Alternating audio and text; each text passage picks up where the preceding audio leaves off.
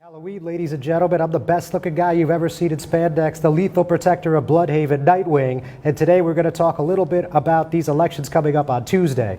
So there's a whole lot going on in Hudson County as always, so let's get right to it. Obviously, you guys know that Airbnb race in Jersey City, that referendum question is in the millions. I mean, we're over $5 million spent cumulatively, so we're going to speak about that for a few minutes today. We're also going to talk about the Hoboken City Council races. We see that there's allegations of pay-to-play violations. We see also that a super PAC that we first reported would be getting involved in the race is there and has certainly already made their impact felt this past few days. So we're going to also touch on that for a moment. And on top of that, of course, there's still the Jersey City Board of Education race where we have 13 candidates seeking 5 seats on the board. And from Education Matters, we'll be joined with Board President Sudhan Thomas. He's right next to me. We'll be with him in just a few moments.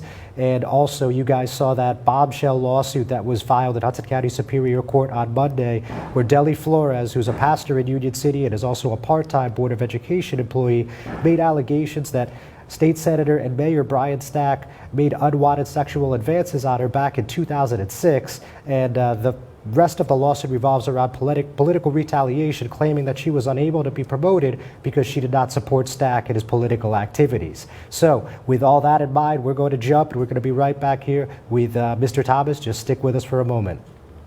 It takes more than a state-of-the-art medical facility to make a great hospital. It takes a team of dedicated medical professionals. That's the Jersey City Medical Center, Hudson County's #1 hospital. Medical teams consisting of New Jersey's top doctors, Magnet Award-winning nurses, and accomplished hospital associates, all committed to your good health. Memorials, monuments, and markers, 787 Tunley Avenue, Jersey City, Hudson County's only monument maker, serving all faiths and cemeteries. Design studio and large inventory on site. Cemetery inscriptions and custom orders welcome. Burns Brothers, Memorials, Monuments, and Markers, 787 Tunley Avenue, just south of Secaucus Road. Craftsmanship that will last for all eternity. Burns Brothers, Jersey City, Albert H. Hopper, North Arlington. Visit us on the net. Newport, the luxury waterfront community on the Hudson River, offers the quality of life you deserve in 10 high-rise rental towers with amenities such as the on-site Newport Path subway, light rail and ferry service, Newport Town Square, 3 playgrounds, dog run, upscale restaurants, retail giants like Sears, JCPenney, Macy's, and Target. Morton Williams Supermarket is just outside your front door. A health and fitness club, spa, skating rink, and medical facilities are also on site. NewportNJ.com. Enjoy the New York skyline from Newport Town Square. Manhattan is just 1 path stop away or a quick ride through the Holland Tunnel. Nursery and private elementary schools all on site. 12-screen movie theater at the Newport Center Mall. Want to visit Newport? Stay at the Westin or Marriott Hotel. Go to NewportNJ.com for details. Newport has luxurious towers, great restaurants, shopping, New York skyline views, schools, playgrounds, a marina and yacht club, gym, spa, fine wine, fine living. It's incredible. It's you. NewportNJ.com. Newport, live like you want. And we're back, Hudson County View live at Uncut. John Arhitis, and we're joined with Jersey City Board of Education President and part of the Education Matters re-election slate. That's Sudhan Thomas. Sudhan, thanks for coming back. Happy Halloween. All right, happy Halloween. So, where to start? I mean, obviously we had 3 members of the opposition on last week, and they voiced their opinions about why they think that it's time for change, and you know, what they felt about the board's audit, what they felt about the budget. I mean, I think you watched a good portion of the program. Any instant reactions? I mean, I guess it's not really instant anymore, but any reactions to anything that was said? Well, I think thanks for having us today, John, and happy Halloween again to the folks watching this program. And it's a great opportunity to be here and speak to the folks through this medium. I think what's important is when one of the things that struck me was they said they want to do a forensic audit. And this is one of the initiatives that I have personally spearheaded on the board as vice president in 2017. President Torres established a school funding committee. I was named chair of that committee, and one of the first things we had to do out of that committee was to set up a forensic audit or an operations efficiency audit, which the board passed in November of 2017. The process started in July of last year. And there has been a process going on for about 18 to 20 months now. And the forensic auditors have been coming to the board meetings and giving the public and the board interim, status updates. And in fact, we got a first draft presentation of the entire report last week at the caucus in executive session. The fact that folks are saying they want to do an audit, this is a group of guys who have never shown up at a board meeting. So I empathize with the fact that they don't know what's going on because they're making a claim that they want to do an audit, which has been the centerpiece of our work in the last 18 months. So that's really, it's kind of sad. That's all you can say right now at this point. So I believe I know one of the candidates, I believe it was Alexander Hamilton, but I know one of the candidates expressed that there hadn't really been full transparency in the process. He felt that there wasn't really just a point by point of what was going on and people weren't up to speed, but you're telling me that's not what's going on. Well, if they came to the meetings, they would know what was going on because none of these guys have shown up at the meetings except probably Naomi in her role as an employee of the Jersey School Board. But to the best of my knowledge, we have, the auditors have come to at least 4 board meetings and made a presentation, a status update. In fact, a forensic audit or an operations efficiency audit was going on. The fact that these guys are clueless about such a monumental effort that is going on and impacting all parts of the district is just, it's sad. That's all I can say, All right, point taken. So when we're talking about some of the other things, like for example, the budget, I mean, obviously anybody that knows, just the bare minimum about the school board knows the budget is huge, Yeah. and it knows that funding's been a problem. Yeah. Certainly we could talk about the ongoing lawsuit as we had in the past, but just obviously there's been mailers from the other team that says you guys have not done your due diligence in the budget because there's been shortfalls, there's been layoffs, et cetera, et cetera. You know what's been out there. So just to cut to the chase, like what do you think about that sentiment that this board and recent boards have failed with the budget? Well, I can speak for the boards in the last 2 years and the previous year when I was the vice president, and 18 and 19 I've been serving as the president. The budget is something that we have taken a very hard look on, and the board has been heavily invested in creating the policy and plans and oversight measures for this budget. Mm-hmm. Last year in April, for the first budget that we passed under my presidency, the board passed close to 60 oversight measures around the finance and operations of the budget of the school district to ensure that the board had tight policies and oversight measures around the budget. In addition, like I said, in 2017, we created the school funding committee to act as a nodal committee to plan and to prepare for the funding crises that we anticipated way back in 2017. Now you have to remember, when we took over in the sense when I became the president in January, the inheritance was a $70 million deficit in the budget. Now 5 years ago, this school district had about $70 million in the fund balance. Now 5 years hence, we had $200,000 in the fund balance and a $70 million deficit, which means in 5 to 6 years, the school district went from plus 70 to minus 150. So we started our work from that point. And again, on top of that, we were also facing the impending state aid cuts. So we went down a all-encompassing approach on how to, not just balance the budget, but to ensure the fiscal health of the school district. Now, we've worked on increasing revenues. Before anybody knew what the payroll tax was, the board passed a resolution in April in support of the payroll tax. In fact, the board was united. And that was the heights of the whole HCDO election between Amy DeGise and Senator Stack. And Amy put her weight behind. The whole board was united. It was a 9-0 vote in support of the payroll tax, which Senator Stack was part of. So it was all cutting across politics, cutting across ideological differences. The board got behind the payroll tax. So we've been focusing on increasing revenues. We've been focusing on freeing up dollars from the budget through operational efficiencies, probably close to about $40 million that we have realized through savings. We've identified sources of waste and eliminated them. We have worked with with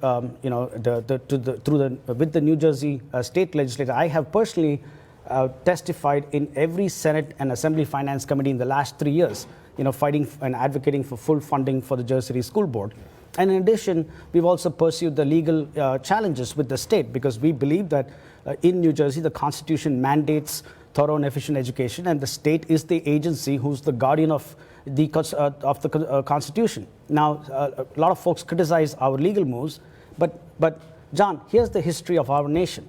whether it's Brown versus Board or the Abbott, every landmark decision in the field of education has been through oversight from the courts. That is the history, and that's the reality of the United States. So to not sue is reckless. This is the history. You can't run away from this history. Brown versus Board to Abbott in New Jersey, federal to state, the history of our great nation has been education matters have been, settled when the courts have stepped in. And to not take that approach is reckless. All right. But we are not saying that's the only shot we got in the game. We got 7 shots at this game. Understood. Okay. All right. So you said a lot, but I mean, listen, I think people that are paying attention know the numbers and they're familiar with the lawsuit. One thing, though, that I know the opposition has been critical of is that there was an opportunity to get some funding, a few $1 million Sure. From City Hall, and the school district as a whole said, I don't think this is for us. So could you just, again, not to be repetitive, could you just walk us through what that was about? So I think it's important for the audience to get this, and I've said this in every forum. When I became president, we reached out to the city, and we started going down the path of a cost-sharing, service-sharing, partnership with the city. Mm-hmm. In the last 2 years, we have built up $6.5 million of cost-sharing exercise, relationship with the city. So the municipality of Jersey City pays for $6.5 million of our expenses every year. They pay for our cops, they pay for the garbage, they pay for some of the snow removal, and they pay for all the gases, gas for the transportation vehicles, the buses and all of the stuff. Yeah. Now, in addition to that, this year, we raised $39 million in new money from the city, $27 million from the payroll tax, and $12 million because the cap was released on the property tax increase, so we were able to go past the cap. So in essence, the city contributed $39 million in new money, in addition to the $6.5 million through the cost, service sharing. And we hope to get to $15 million next year. Now, we haven't seen a single resolution from City Council saying they want to give us $1 million or $2 million. There were 2 council members who, in my opinion, and speaking for myself, were playing politics with the school funding issue, which was a very emotive issue for parents, for teachers, and for us.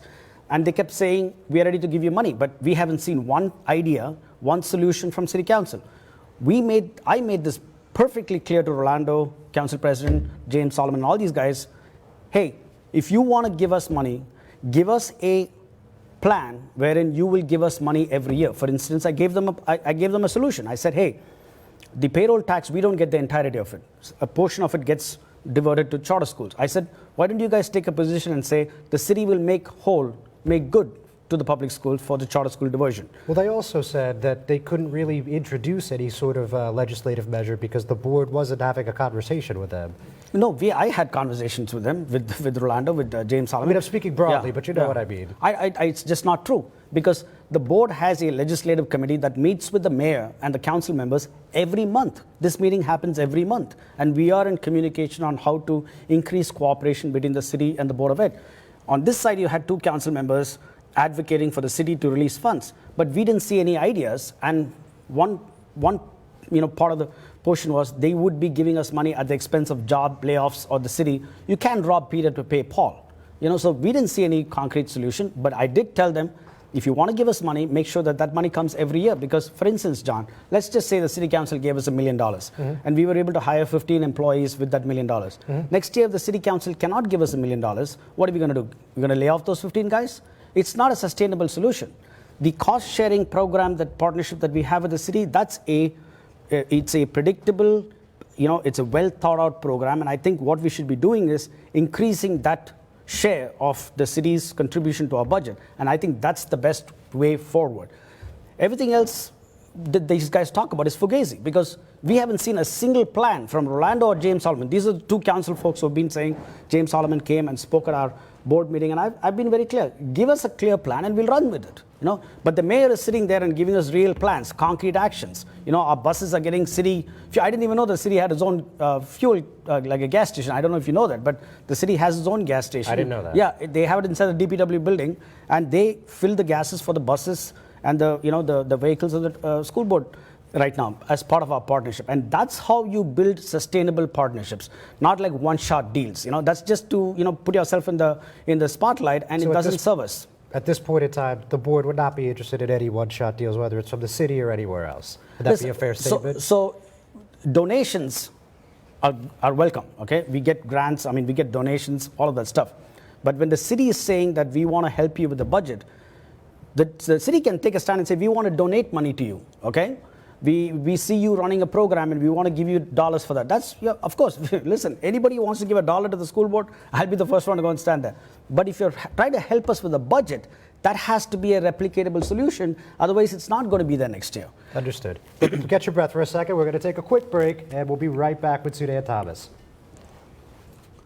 Good Friend Self Storage in North Bergen, New Jersey is a fully climate-controlled facility equipped with state-of-the-art security, packing supplies, a Refer a Friend program, and multiple loading docks convenient for commercial use.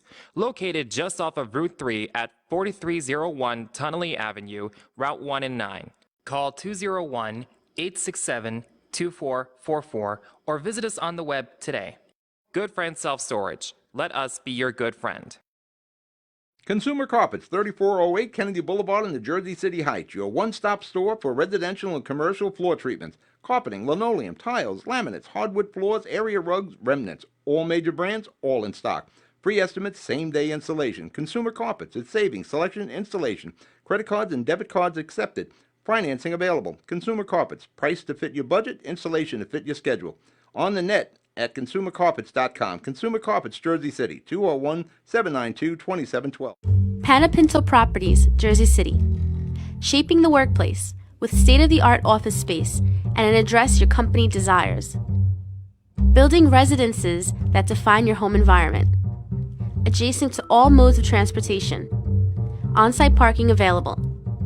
The right address, the right lease. 201-521-9000 or visit on the web at panapintoproperties.com. Panapinto Properties, building Jersey City for everyone. Rama Jewelers, located in the Lyndhurst Shopping Center at 413 Valley Brook Avenue, Lyndhurst. Come for all your jeweler needs at Rama Jewelers, where you will find a fine selection of necklaces, earrings, rings, and bracelets. Choose from one of our complete sets, our many signature items, or find the perfect engagement ring. Come on down. That's Rama Jewelers at 413 Valley Brook Ave, Lyndhurst. Call 201-939-5784 or visit us online today.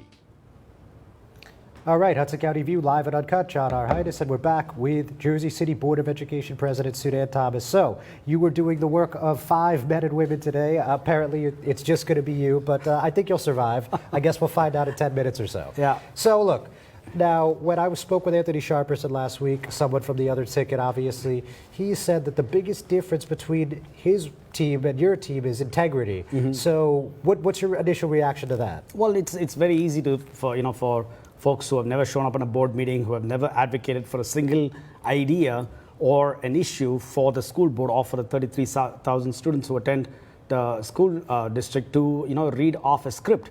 But the bottom line is, John, in the last 3 months, we've seen a very vicious campaign launched by these guys, and I don't know any of them except possibly Ashinia because she works with Jermaine. And we've never seen any of them in a school board meeting. We have never seen them advocating for any school issues. So it's easy to read off a script, but when the rubber hits the road, it's the folks who are out there fighting. Folks like Gina Verdabello, who's on our slate, who serves on the board, who's got a history of 5 to 7 years, advocating for kids. Jerry Lyons, who's running with me, and who's served 4 generations of students as a educator, and who's fought for inclusivity in schools. Darwin, who's been a police officer, who has a master's in public education, and who has a comprehensive viewpoint of public education, which is startling for a guy from outside. And of course, Kendrick, we all know him. He's a down-to-earth businessman. He actually rang the bell on the New York Stock Exchange 2 years ago. I mean, that must mean for something. But he's a role model. When we see the brown and black kids on the south side of the city, when they see LeKendrick, they say, okay, you know what, I can be that. So this is I want to talk about our team because I think we are a balanced group of folks. Importantly, 4 of us, we serve on the board. So there's the litmus test of an established working relationship. We're able to navigate issues. We're able to, put our differences aside and, decide for the common good of the children. And this campaign, Darwin has been part of the campaign, and we've built a great relationship. And one of the things I've realized in the last 3 years in the school board election, without mentioning this person, is that it's very important during the run-up to the election for opposing candidates to at least have a minimum level of respect and interaction, because if you get elected and you are working with a person whom you rained parade on during the campaign, you can rarely recover from that. And it's very important. Like, for instance, after one of the debates, I always shake hands with all my opponents. I think it's part of the American democratic spirit. And I was raised in America, where when President Reagan was shot, Tip O'Neill knelt down next to him at the hospital bed and said the rosary together with him. So that's the culture that we come from. And when I went to shake hands with one of our opponents, I'm not going to name him, but the person knows who it is, he refused to shake hands. He said, "Dude, why are you shaking my hands?" I had the same experience in 2016 with another opponent who ended up getting elected 2 years later, and it was just a disaster. It was a road to hell. The person could never integrate with the rest of the board. Point taken, Sudhan. Yeah. So, I just want to, before we start to run short here, I wanted to talk about the two super PACs. So, Sure. obviously, the new Jersey City Education Association end, you have Garden State Forward, Sure. which is a branch of the NJEA. Sure. As you obviously know, on the other side, you have Fairer New Jersey, which is primarily funded by the LaFrac organization. Now, Yes. obviously, they're both spending and raising a lot of money. It's 6 figures each. Yeah. But LaFrac is getting the brunt of the criticism. Sure. So what do you think is the difference? Why do you think one PAC is better or worse than the other? Well, see, I can't talk about which PAC is what, but I think the people of New Jersey really know what Garden State Forward is, and they know what the values that the teachers union and their PAC stand for. They're fighting for full funding of public education. They're fighting for the kids in the inner cities, and they have a proven track record of getting behind issues and getting behind candidates who stand for the full funding and for the protection of public policy and public education. Now, on this side, we have LaFrac, who's been around Jersey City for 35, 40 years. And I know this organization as an organization which is very, very tight with its money. They're very careful spenders. So after 35 to 40 years of being in Jersey City, their sudden interest in the school board election, as even not being as a school board member, just as a Jersey City citizen, folks have a right to know what is their interest. If you ask the NJA, they'll say, hey, we have an interest. We want to continue public education. We want to make sure public schools are funded. Now, if you ask what is LaFrac's interest, this is what meets the eye. LaFrac is right now engaged in a full-throated legal battle against the municipality of Jersey City to defund the public schools. They want to stop the payroll tax. They are the plaintiffs in a lawsuit which is now being appealed in the appellate court to stop the payroll tax, which will defund the public schools in Jersey City by $80 million. And guess who's the co-defendant in this whole lawsuit?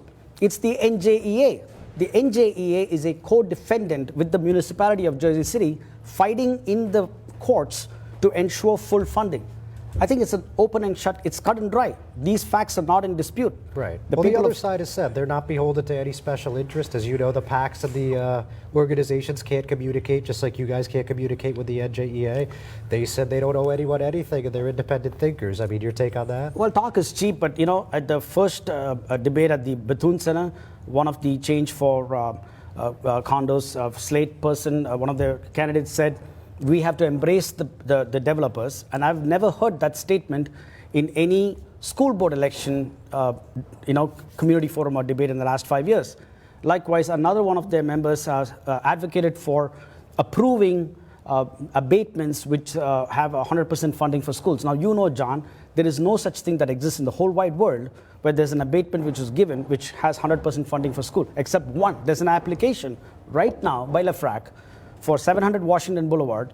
They're fighting to get an abatement in the Gold Coast of Jersey City, and they want to give 100% funding to the schools. Now listen, we'll take it if it happens, but the fact of the matter is that he actually stood in that forum and advocated for a pending application.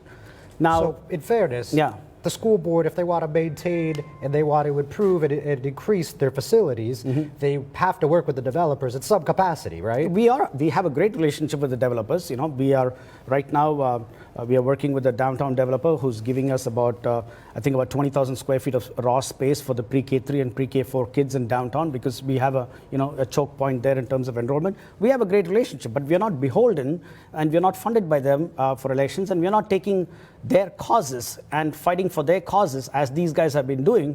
We fight for the causes that face public schools, public education. That's what we fight for. Now, there could be some city council people who could potentially be fighting for those issues. And that's what is strange about this election, because you have at least 3 or 4 people in this slate running against us who have never been to a school board meeting, never advocated for a school board issue, but are intimately connected to city council members. And, it begs the question. And also, as you know, part of the operations efficiency audit, our auditors have, pointed out that there are at least 19 abatements, majority of which are at least, I think, 6 or 4 are from LeFrak, who owe the city probably like $41 million every year going back in 4 years. Now, They claim they don't owe any taxes. You know that, right? well, I can only react to what was put in front of me, right? And what was put in front of me, that's what they say, okay? So obviously, what I've been told, and I don't know if this is for true, is that these guys, the only person or body that can stop that ongoing audit is the school board, okay? So you suddenly have an audit going on which potentially is throwing up $160 million in back taxes. And by the way, this is not new. It happened 3 years ago. In 2016, the city determined that all these guys owed back money to 10 years. When they got the bill, LeFrak took the city to court and said, you can't go back 10 years, you can only go back 7 years because that's the statute of limitations. And at that point, LeFrak had to pull certain abatements out and went into full board tax because they had made so much of money in the abatements, it didn't make sense to pay abatements anymore. And they had to pay back taxes, I think about $6 million in 2016. So that script is repeating now. The only thing is the author of that script is different. 3 years ago, the city ran the audit. This time it's the Board of Ed. Now, that begs the question, these 5 guys, what have they promised? What have they been asked to do? We don't know, Right. So, look, Farrer NJ, as you know, has run some attack ads. Garden State Forward's run some attack ads. Whatever. It's an election, Sure. and it's Jersey City. It's not for the faint of heart, needless to tell you. Farrer NJ, Farrer NJ has made 2 main points. In their opinion, they believe you're not fit to serve because of this civil complaint that revolves Sure. around JSEP. Sure. They say, they pointed out about the FBI investigation, and the other thing that they've also spoke about is Gina Vertibello has been on the ballot 4 times and she's lost and therefore not fit to serve. So what do you think about those 2 bold claims that they've been making? Well, those are frivolous claims, but let's talk about Gina first. Gina is an amazing woman. She's a mother of 3 children, and I know her husband Bobby really well. He's a lawyer in Jersey City, and this is a woman who has taken time off from her personal life, from her career, to fight for Jersey City kids. I remember Gina a couple of years back came to a board meeting and literally threw a muffin at me, saying that this is the kind of muffins that are being served in the schools, and we want to change. I wish I was there for that one. Sorry, No, continue. this is real. You could go back and see the tapes. So that was a spur for us and a catalyst for the board to get in and figure out a change in the food vendor. Now parents are relatively happy compared to 2 years ago. Now, as far as the other issue that is concerned, I think the focus has to be on the fact that I went in there as a volunteer, and I was able to oversee a process which revealed and established that about $6 million of Jersey City taxpayer money was misappropriated in that agency, which was set up to serve the people of Jersey City. Now, obviously, there are big folks hit by that, and so, I'm going to take that as part of the game, and we'll deal with it. Very good, Sudhan. Thanks, Perfect Dr. timing. Thanks for coming on again. Best of luck on Tuesday. Ladies and gentlemen, thanks for watching. We will certainly have plenty more for you before Tuesday. You have a happy Halloween. Thank you. Happy Halloween.